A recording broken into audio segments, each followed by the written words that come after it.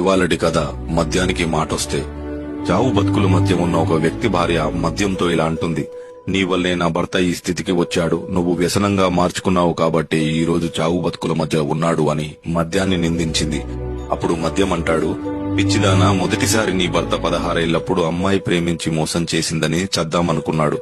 కాని నన్ను పుచ్చుకున్నాక దానమ్మ ఇది కాకపోతే ఇంకొకతని బతికించి పంపాను. చదువుకున్నా లాభం లేదని సాయంత్రాలు ఏడుస్తుంటే ఉద్యోగం కాకపోతే వ్యాపారం చేసుకుంటానని ధైర్యం చెప్పి పంపాను.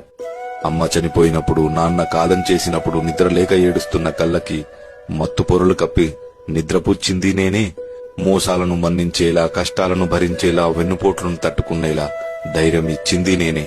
పట్టించుకునేవాడు లేనప్పుడు, పలకరించేవాడు కరువైనప్పుడు స్నేహితుడిలా నిలిచింది నేనే.